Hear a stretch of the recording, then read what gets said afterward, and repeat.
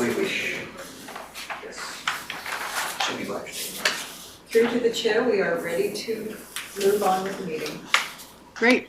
Okay. Well, welcome everybody to the Design Advisory Panel meeting for December 8th, and call the meeting to order. First of all, we just need to adopt the agenda. So is there, can I have a motion to adopt the agenda as circulated? Kate, seconder. Kevin, all in favor? And those people in the back wave. Yes, great. Thank you. Okay. And we have one set of minutes to look at tonight. These were the minutes from our last meeting on November 24th. And there was an addendum that followed. Did everybody get a chance to look at that? Okay, I'm seeing some nods there. Good. Okay. Can I have a motion to accept the minutes as amended? And Kevin motions, a seconder. I have Jason, and all in favor. Great. Okay. And we'll move on. We just have one presentation this evening for a property on Dufferin Crescent, and City Planner Sadie Robinson will introduce the project. Go ahead, Sadie. Thank you, Madam Chair. 1880 Dufferin Crescent, Development Permit Application 1287 is for a single tenant contractor's office for an engineering firm, and consists of a 3-story building with 2 stories of office space over a single level of on-grade underbuilding parking at 1880 Dufferin Crescent. The subject property is located northeast of the intersection of Dufferin Crescent and Boxwood Road within the Green Rock Industrial Park. The property is zoned I3, high-tech industrial, and is designated light industrial in the city plan. It falls within Development Permit Area 8 for form and character. The general development permit area design guidelines apply for the proposed development. There are 2 proposed variances associated with the proposal as follows. Flanking side yard setback adjacent to Boxwood Road. The minimum required flanking side yard setback along Boxwood Road is 4.5 meters. The proposed setback is 3 meters. A variance of 1.5 meters is requested. And the second variance is for the required parking. A variance is requested to reduce the minimum number of required parking spaces from 20 to 19, a variance of 1 space. Thank you, Madam Chair. Great. And so, Brian, are you presenting this evening then? I'll introduce the team, and will actually present this evening. Great. Okay. Thanks. You can go ahead. Thank you, and thank you for the introduction, Sadie.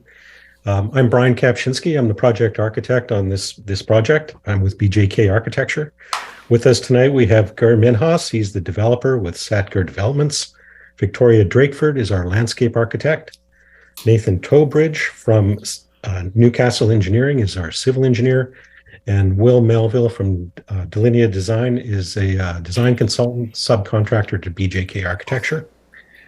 And Will present the project this evening. So I would like to turn it over to Will, and the team will remain available for questions following Will's presentation.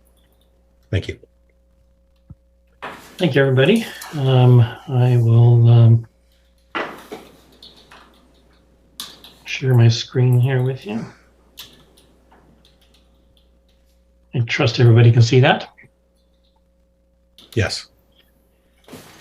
Okay. Thank you for the introduction. Sadie, you didn't leave me a lot of material to go over here. That was pretty thorough. So I'll just run through it fairly quickly here, and leave it open to any questions. I will, at the end of this, pass along to both Victoria and to Nathan to cover off the landscape and civil, respectively. So as Sadie described, our site is located at the corner of Dufferin and Boxwood. And I'll just speak to some of the surrounding uses. So the blob in red here is, of course, our site. Immediately adjacent and sharing a common boundary is JRE Hardware. To the north is Arbutus Distillery. We have yoga studio and Optimal Health in the building on the corner here. Oakwood Industrial Park, multi-tenant building. All of these are industrial, quasi-industrial uses. it's amazing how quickly some of these areas get dated. We've got the Gary Oak Business Park here now, and these sites that also appear vacant have also been infilled. So rapidly changing in Green Rock. Just a couple of other highlights on this aerial is this is our site access right here. It is tight to the northern boundary. That is a predetermined site access and obviously furthest from the traffic circle that we've got there. I do have just a couple of other streetscapes, existing streetscapes. This would be looking south along Boxwood. So here we have JRE, Green Rock Liquor Store beyond that, Optimal Health and Yoga Studios in that location. I won't go through all of these, but here's sort of two different view angles of it. Again, our site on the corner, Arbutus Distillery in the backdrop. Notable features of the site, it is fairly level. There's a slight rise as we come up around the corner onto Dufferin Crescent. It's not terribly apparent, mostly because it's a swale, but we do have the bioswale that is typical in the first phase of Green Rock that wraps around the street edge. Speaking of dated photos, I think the streetscape's also a little bit dated. I understand that the sidewalk extension at the curb line here is now installed. And just finish off the slides here with just some context photos. We have Liquid Engineering, Arbutus Distillery. This would be the Oakwood Business Park, Yoga Studio, and the West Core, fairly recent building there. So I just draw your attention to that because there's a fairly consistent appearance to these buildings in terms of form and finish. A little bit industrial, fairly contemporary in all cases, and we're certainly following through with that scheme.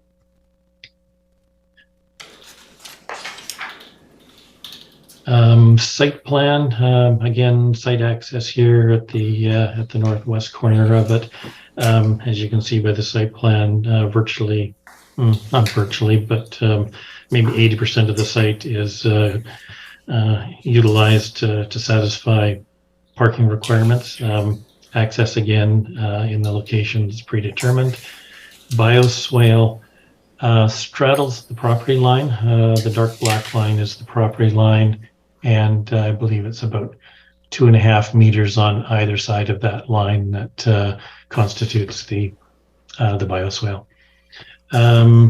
Other notable features, we've aligned our front entrance. There's a bit of symmetry that happens across the front of the building. Main entrance to the building is at street level and is aligned with the pedestrian crosswalk and at the termination of the sidewalk extension. The city spoke briefly about the variances. I just want to add a couple of comments on that. There's a thin edge of encroachment into the setback area right there. I'll say that the building's width here is determined by a small car parking length, a drive aisle minimum width, and a standard car size. So there was no opportunity to sort of squeeze the building any more than that. And I think this encroachment here is in the order of 0.7 meters. It's an odd lot. We're considering Dufferin to be our front yard and Boxwood to be flanking street. There is no clear way of determining where a side yard ends and a front yard picks up. These two lines never intersect. So what's represented with the red hashed line there is the worst case scenario, assuming that it's flanking street that is wrapping around the corner. I'll also add that encroachment is at the parking level only. We get up to the first level of office, and that extends to this little dotted line that you see right here. So the office area itself has no encroachment at all. It's all at the parking level. I don't think I have anything else significant to add to the siting conversation. 3 floor plans or 3 levels. Again, the lowest level covering roughly 50% of the parking. Lobby entrance to the building, interconnection through from the parkade as well. At level 2, we have office.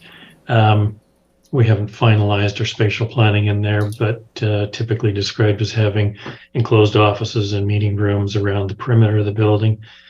Internal portion of it is sort of core services. We have receptions and washroom areas and some open workstations. Moving up to the 3rd level, again, it steps back. So we have a tiered building mass that's going on. And similarly, it's more office space around the perimeter and open office areas, meeting rooms concentrated in the center of the building. Notable aspect of this level, of course, is that we have some roof decks, some benefit of stepping the building back. We have opportunity for staff amenities here, actually fairly generous amenity areas. Moving on, we have some exterior elevations. Just touch on finishes again and form. Again, picking up on some of the industrial cues within the neighborhood. Same thing goes for finishes. We've got a variety of finishes and colors. I spoke earlier just of the symmetry that we've got on this west elevation. Entrance to the building, front and center. South elevation, this is where we can see a couple things. A bit of the stepping of the building. I guess a little bit's obscured here by a tree.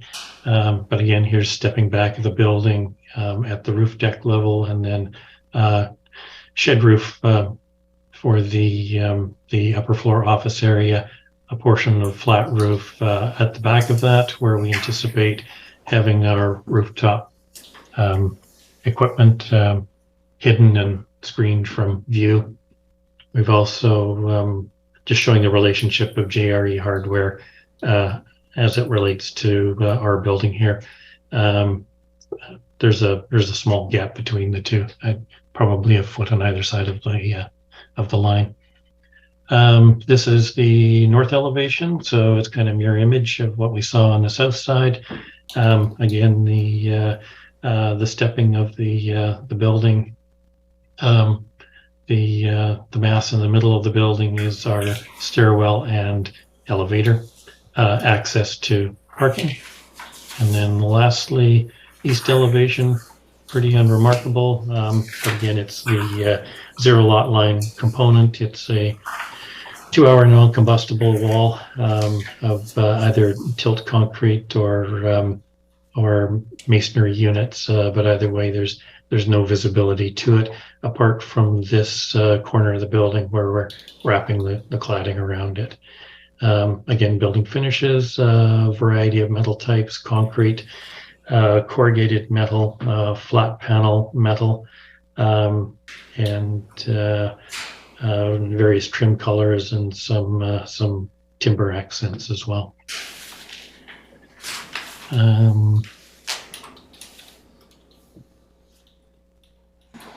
Just a massing model, give an indication of how this fits on site. Arbutus distillery in the backdrop, rendered up the JRE hardware building. Again, I think this probably depicts the stepping of the building even better than the exterior elevations go. So I think that brings me to a conclusion on the architectural portion of it. So I'm either happy to answer questions on that now or let Victoria say a few words on landscape. We'll let you finish, everybody in your team finish up, and then we'll talk to you about it. How's that sound? Sounds great. Thank you. Thanks. I guess it's my turn. Hi, everybody. So this won't take very long. It's a really small site, and I feel like I'm a bit of a broken record that everything I do now is really to do with plants. And I think it's to do with the density of the buildings and parking, and there's nothing really left for plants. And the fantastic thing about this development is this honking great bioswale that no one can change. So I think it's wonderful, and it's too bad it hasn't been repeated. But anyway, that's a whole other subject, I guess. So I guess what I'm trying to do on here is to find a plant palette that fits in with what's worked throughout the rest of the development, and that is as low maintenance as possible and drought resistant and all those good things, and is good for bees and birds and so on. So really I've just tried to make it really sort of colorful and fit. And one of the problems with putting native plants in right now on a place like this, it's so exposed, and the problem being, you know, even salal that used to be okay when in the summer, if it was irrigated and it was mulched enough, is now not managing to get through the summers. So because we have woodland species mostly, it's when you get a site like this that's open and exposed, we have to go to more exotic non-native plants. So sorry, you probably hear this endlessly at the panel, but you know, I just feel it needs repeating because I think it's so important. I've put a couple, I don't have any room for evergreens in terms of conifers. But I've used the strawberry tree, which I find is doing quite well with the climate. Plus it attracts hummingbirds in the winter at this time of year. So it's a very cool plant, and it lends itself well to being pruned well. So if it starts to outgrow its space, you can go in and sort it out, and it still maintains its solid shape. And it's so we've got about 3 of those, and I've used little tiny trees, and actually city are considering them trees now in the tree replacement, which is a shame. But the little service berries, because they're very sort of dainty trees, and they do well in tight urban sites, and they won't outgrow their soil requirements aren't crazy. Anyway, that's sort of the basis of the planting plan. In terms of some of the Sadie's comments, staff comments, I really don't have room for a bike rack, a bench, a whole bunch of other things on site. I love putting benches on site, but one of the reasons here is that there's an amenity on the second floor, plus people coming in and out. It's really, you go in and then you go onto the second floor. So it's not really, doesn't really lend itself to having a bench. And we have to put the bike rack in. So we're kind of stuck. Lighting, I think, will all come from the building again because of the room. And that's my feeling. And the amenity, is for the staff is on the second floor on the roof. And the north property line is just cobble, and it's just on the overhanging where the cars overhang, and it becomes a permeable surface. So it's not kind of landscape with plants. I think that's it from me. Thank you. Can I just add a couple of things, Victoria? Please do. I don't think you mentioned the trailing planting that we've got on the screening of the covered parking area. And then the second item, just a clarification, yes, lighting is coming off the building, but I believe we have a lamp standard over in the parking area here to illuminate that area. Yes, actually the cascading plants will be really fabulous. So I've put I've got a few buildings in town where I've been able to see what's successful or not. So I've sort of drawn on that experience to see what's working. And as you come through from the parking lot, we've kept the plants reasonably sort of flat kind of plants, if you see what I mean, kind of ones that won't bush out. And then on the other side, we've put some the trumpet vine, which will be very full and 3-dimensional. We put that on that side, but on the side which might conflict with the sidewalk, we've just put kinnikinick and the native strawberry. The idea as you go past, you'll be able to pick strawberries.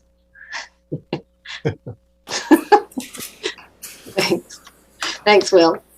Thanks, Victoria. Nathan, did you want to?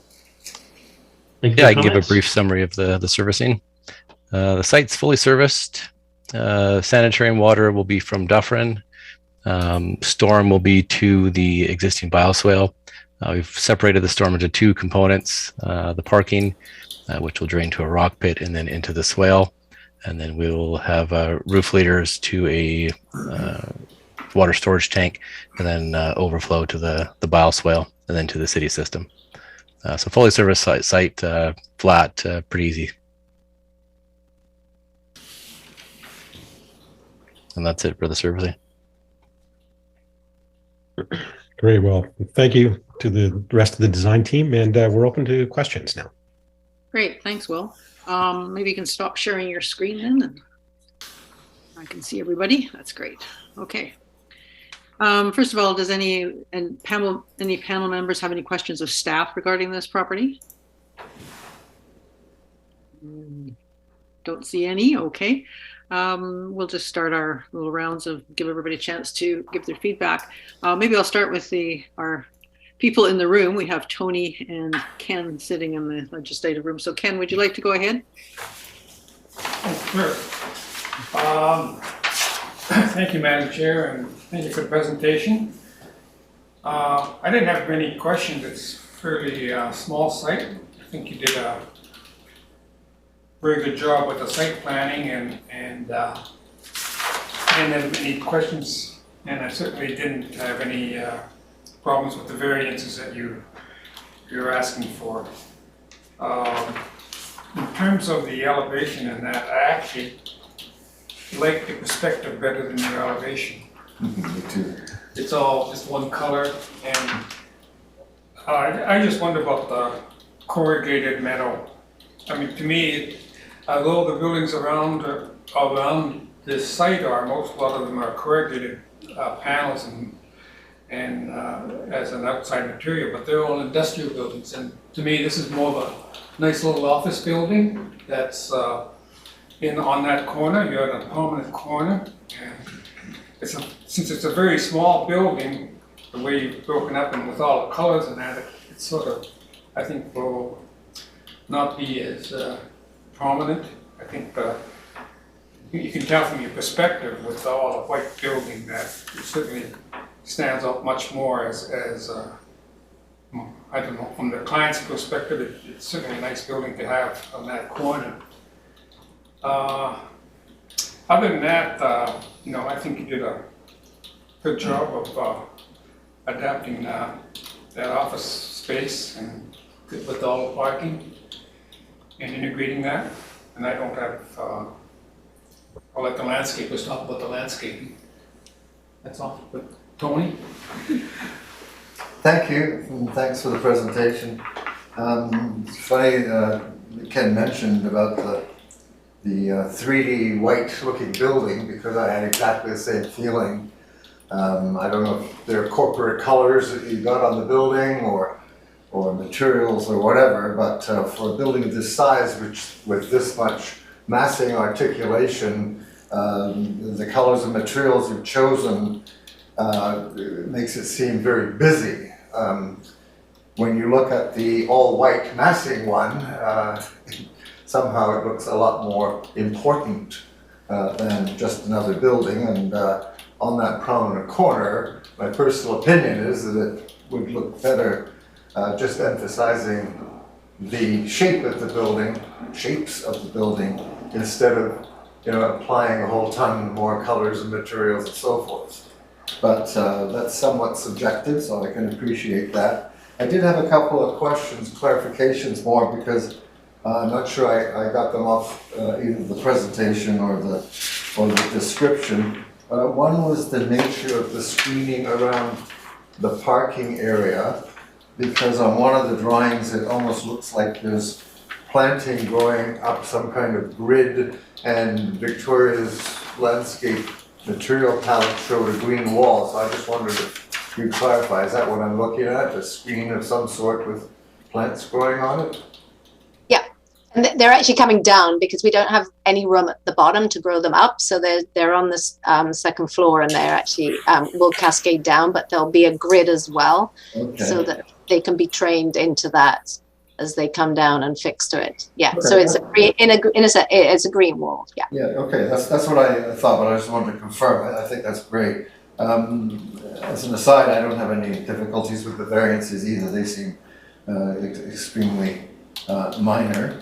One other little question, the pedestrian paving area shows a different color from the rest of the parking and so forth. I just wondered if that was a different material, and if so, what is it? And if not, why isn't it?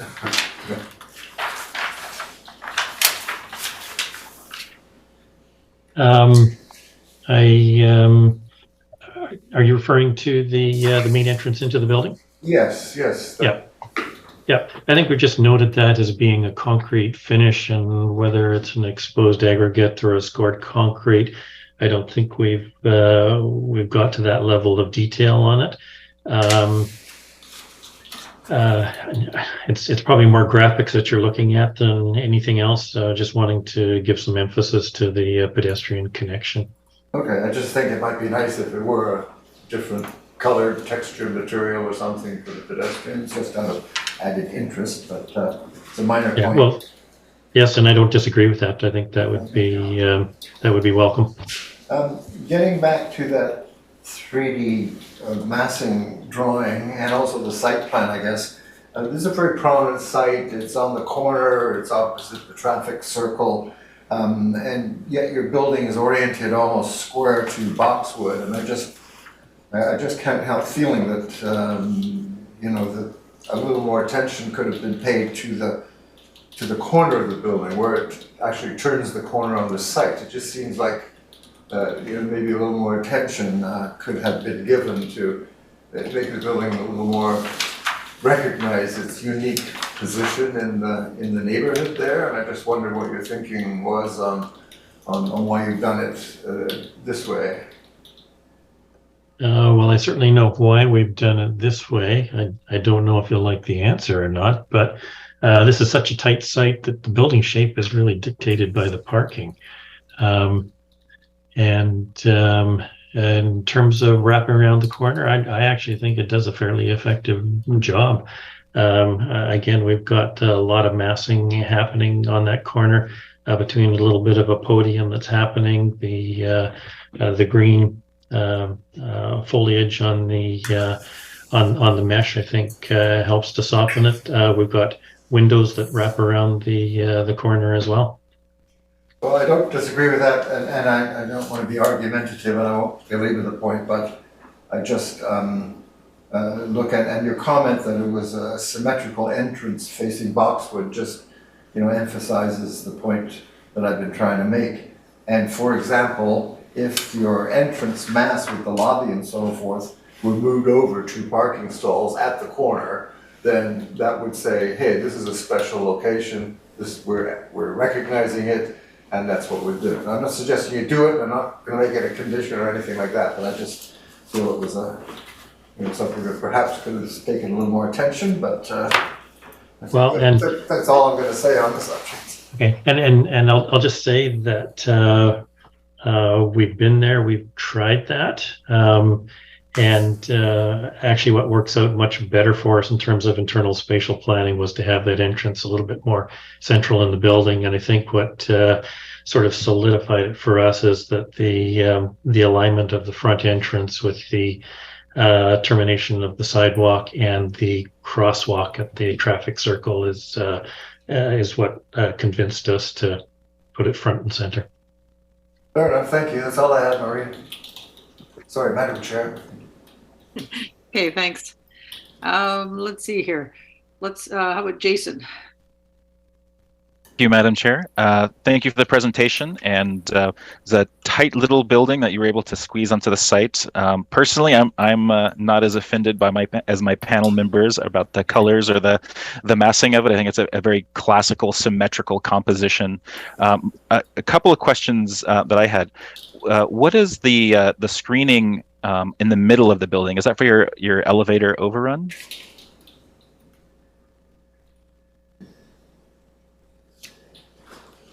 Oh, you're on mute. Sorry.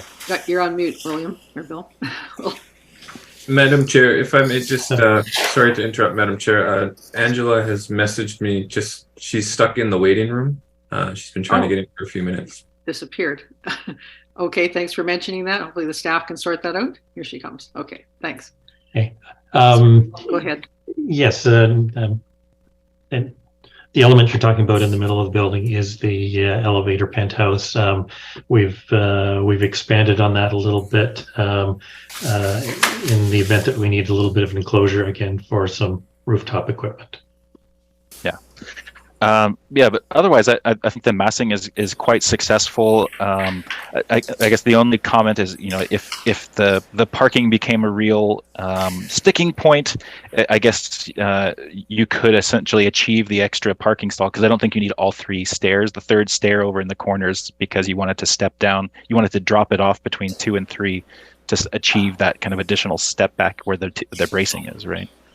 Yes, I mean the 2 stairs along the east side of the building are actually providing the exiting that we need from the uppermost floor. The one at the entrance really only serves level 1 and level 2. I think you made some comment about the parking variance. I mean, we actually mathematically we need a variance of 0.1 car. Which would make us 19.4. We get to round down. So we're virtually there in terms of our required parking. Yeah, but you actually could get that extra stall back if you lost that corner stair and extended the stair at the lobby up to the 3rd floor. It would change your massing a little bit. I don't know that it would destroy the composition. Personally, I prefer what you have done here, so I'm in favor of the variance, but just pointing that out, that it's technically feasible to achieve the 20, but I prefer the solution that you've come up with. So thanks for your support on that one. Again, I'll just say that because this is such a tight site, we have literally tried a whole bunch of different scenarios. So yes, at one point we did have 20 cars on site and gave one up for the stairway. Otherwise, those are all the comments that I have. So nice project, and I support both of the variances, just to be clear. So thank you, Madam Chair. Great, thanks. Now that Angela's back, maybe we'll let her speak. Thank you, Madam Chair. Hearing maybe some comments. I just want to say thank you for the presentation, and really appreciate the site design and the building design on this constrained site. I'm sure it was pretty challenging to come up with what you have. But I do like the extra, all the windows, adding light, and the stepped back on the building, having the amenity space, covered amenity space for the employees, and love the landscaping, of course, and integration of the green wall, I think is awesome. And just being innovative with your parking on the 1st level there. I just had a couple of things. I didn't notice how many parking stalls there are for bikes inside the covered ones. I see there's electric charge stations for them as well. Yes, that's correct. We have looks like we've got 3 bike stalls inside, and we have 2 outside. Right. That was just I don't know if there's any ability to add maybe at least doubly that, 3 more somewhere. Just looking at the future, lots of people deciding to maybe let go of their car and start electric biking to work. And maybe that it's not that it's integrated into the site now, but maybe there's like a future proposed location, or maybe there's a ability for people to bring their bikes into their office. I don't know if you've thought about that, but that would be kind of dirty. I'll just say that I think all of those are possibilities. I mean, what we're showing here certainly meets the intent of the bylaw. The nice thing about this building is it's not done on spec. We know who the users are, and I can certainly we can have that conversation with Newcastle Engineering, make sure that we're satisfying their needs in terms of number of employees that ride their bikes. I know for sure we have 1 at this point. I'm not sure how many other bike riders we've got, but one for sure. And putting the bikes vertically as well on racks would free up some more space within the area that we've got allocated. So there is capacity in various scenarios to expand on that. Okay. That's great. And then the only other item I was thinking was, I didn't notice any sort of green technologies that were included as part of the development. And I noticed that the shed roof style was south facing and maybe could lend itself well to some solar. Mhm. Throwing that out there as an option, a possibility. And again, we haven't broached that topic with the client, but you're quite right. The potential is definitely there. Okay. So I'll just put that on the record and thank you, and I'll pass it on. Thank you. Thanks, Angela. Kate? Well, thank you, Madam Chair, and thank you very much for your presentation. I really don't have much to add. I'd just like to say I really appreciate what you've been able to fit on that corner lot, and I really think you've done a good job with the massing in that you did decide to step it back. I think that really helps sort of balance between the more industrial kind of older buildings we see in this neighborhood. And then as you move up into the more commercial and then residential. So I think you have just a nice balance, and I don't have an issue with the color. I do appreciate the white building looks nice too, but the white rendering, but I don't have an issue. I think this development area has a nice mix of different sort of finishes, and I enjoy that about it. And I think you're just kind of fitting in with that, with what you're doing. And I don't have any issue with any of the variances. I had one question for the landscape architect. I saw you at one time had some plants in the parking area, because I have also tried to do that, and now I see they're gone. Yeah, it was in the end it was a maintenance thing, Okay. and just the fact that the light, like during the daylight hours, they will be covered with cars, and I don't know, that's just such a tough one. So that was actually at the request of the client, which I actually thought was okay, because as you know, those areas can get pretty scrawny. So there's cobble, so it's still permeable, but yeah, I think it's just because they will be parked over, like they'll have parking. I think it's fine in areas that are only intermittently parked over, if you see what I mean. Mm-hmm. So, yeah. and also it was one of Sadie's comments too, that they were, although I'm not quite sure, because they have been allowed before that we use that extra parking as landscape, so under the overhang. So I'm not quite sure how that works technically, but yeah, the later version, it's a maintenance issue, Kate, that the client requested they went, and I'm not convinced enough to convince them. Yeah.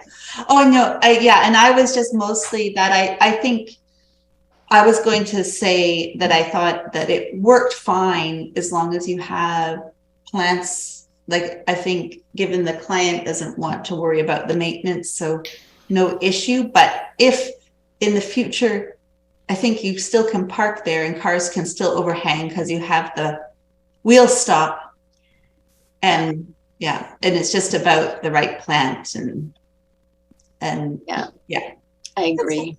Yeah. Can I just add one more comment, just back to the color thing?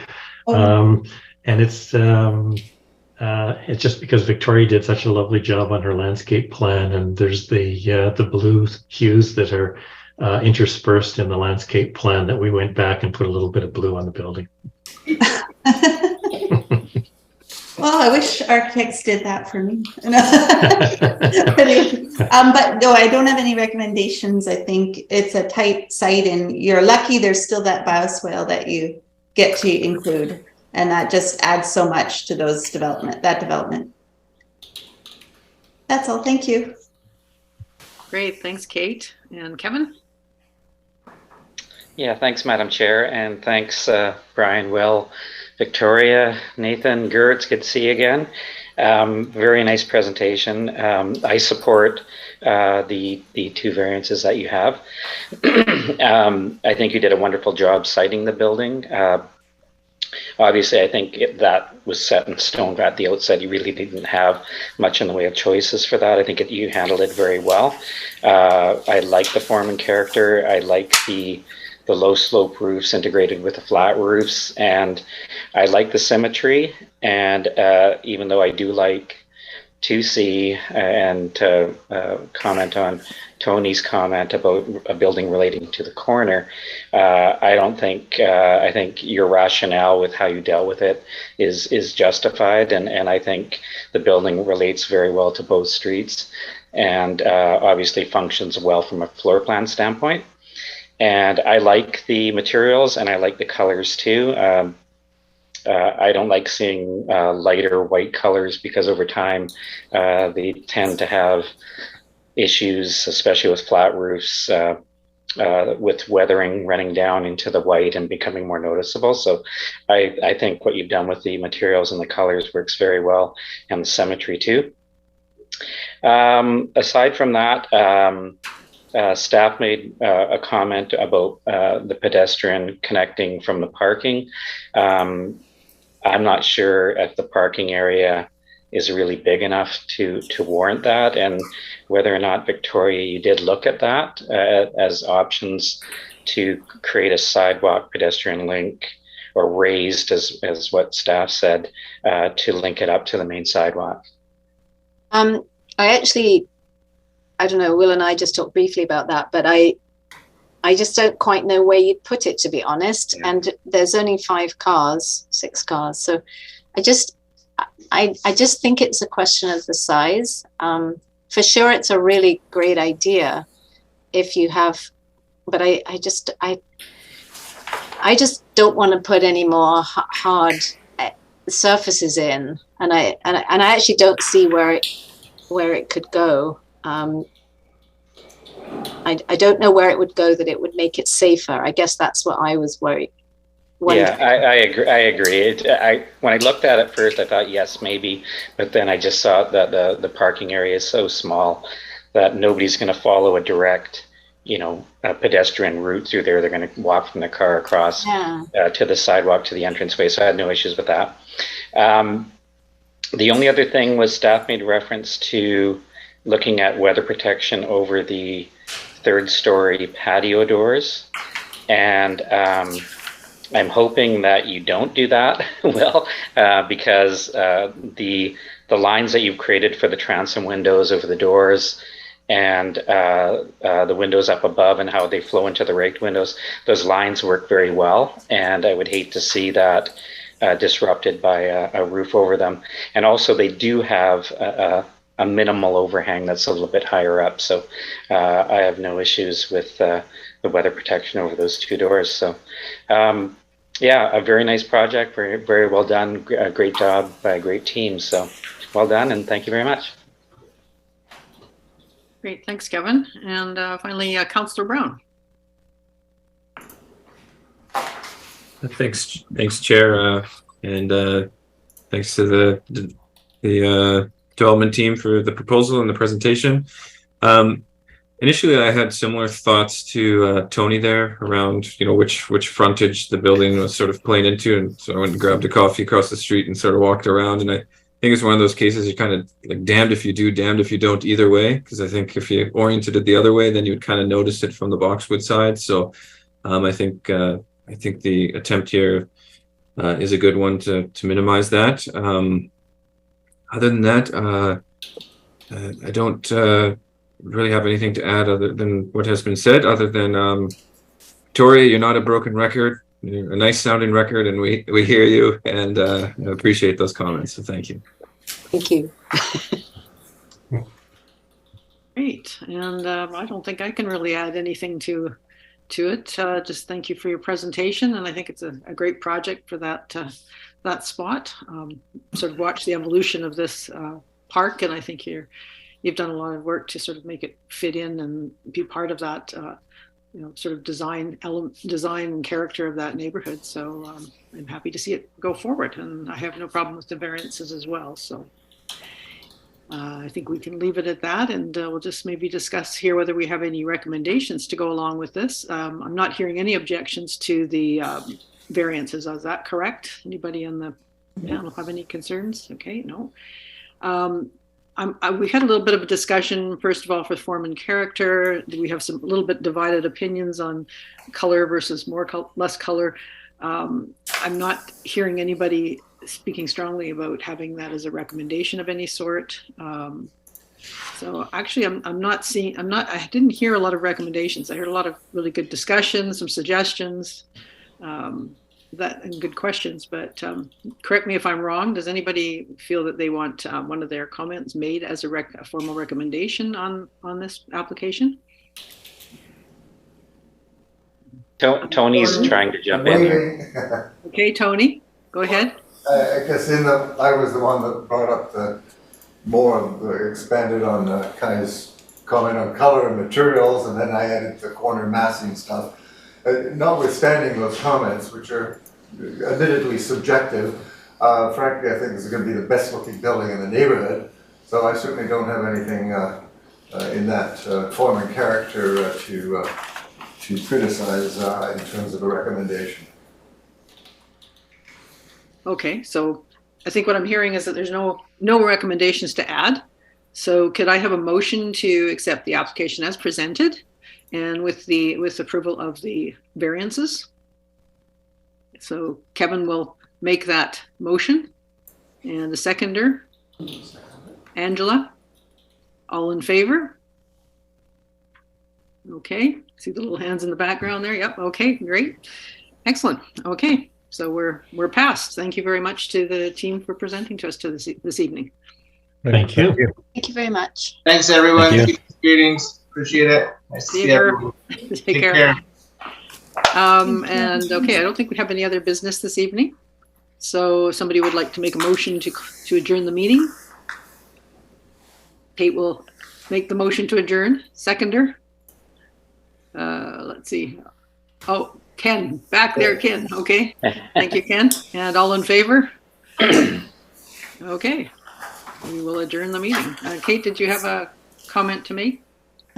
After the meeting's adjourned? Yeah, okay. So we'll just stay on.